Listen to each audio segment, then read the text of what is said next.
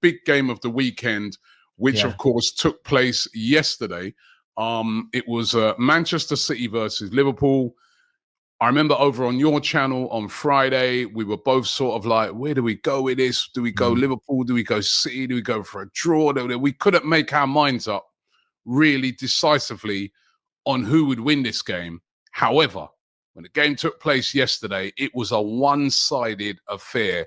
Manchester City absolutely dominating Liverpool. I could not believe how easy it was in that win. Talk to me, Mark. What did you make of the game?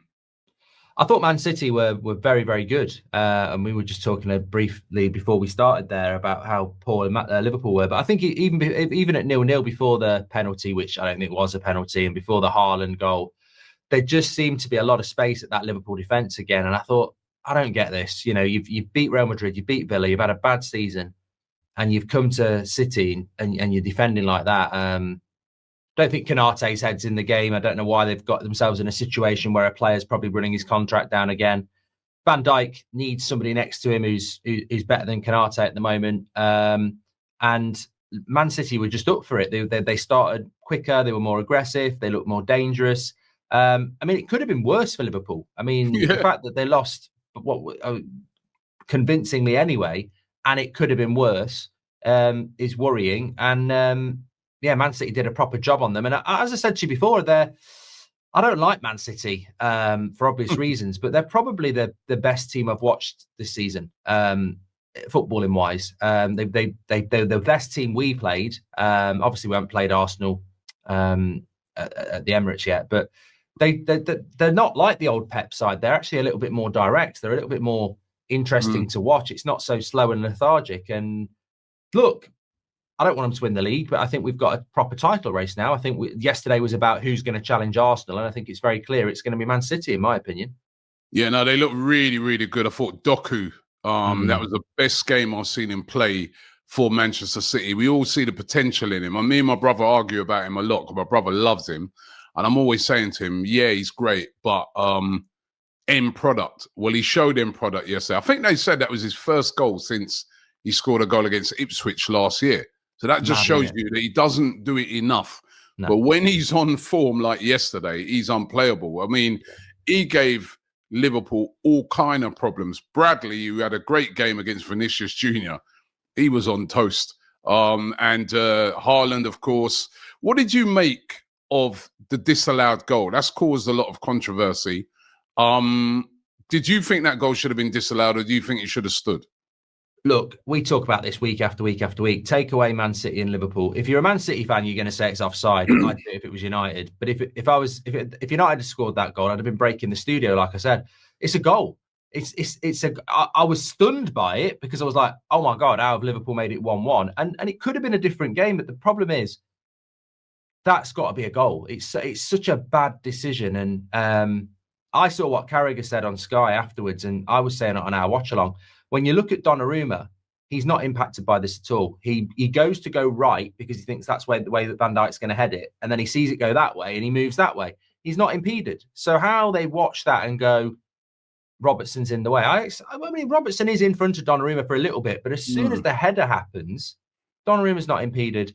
That goes in if you take every player off the pitch apart from Van Dijk and Donnarumma. And we shouldn't be trying to stop goals. And that was a goal for me. I think I think the only thing for me, though, right? I mean, yes, it's for me, I think it's one of those that could go either way. So I think if you've given it on the pitch, it should just stay as a goal. But the only thing I'd say, right, is Robertson ducking down.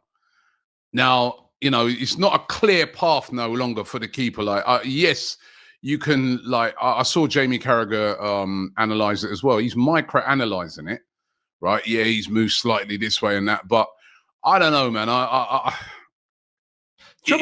Like you said, it's one of those, if it was given against me, I'd be moaning because I'd be like, yeah, but Robertson, you are standing in an offside position and you do duck down.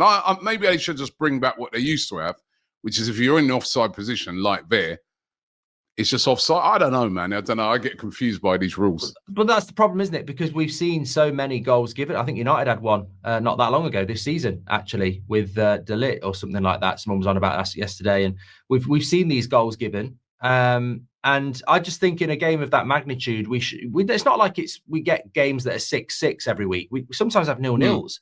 We should be finding ways to give goals, not take them away. And I thought Michael Oliver on VAR, I think it has to be said, like, you know, some of his decisions yesterday, like getting involved in that penalty, he is just a problem. And Liverpool fans are going to go mad about it, but he's a problem for Man United. He's a problem for everybody, apart from Man City seem to do all right out of it over the years, but that's not the point. It's he's just ridiculously bad at his job, because you look at Doku kicking McAllister at Anfield a couple of years ago, not a penalty. And then he goes and gives that. And then you look at the Brentford game where they should have had a penalty, don't get it. It's just like, it's crazy.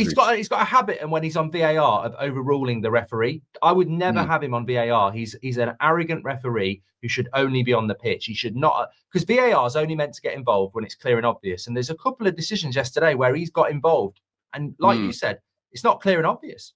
Yeah, I mean, I would have just goal was given on the pitch. I would have just stuck with that. But listen, I don't think it would have made any difference. I mean, Man City were good. They were good. Liverpool would have got smoked anyway. I just felt they were so poor on the day, so lackluster for such a big game. That's not the Liverpool I know. You know what I mean? And Liverpool normally energy, action, players like Salah, you know what I mean, Ekitike, they were missing. I mean, it was a really bad day at the office for Liverpool, and great for City. And they took advantage of Arsenal slipping up in a great game. I was at the game.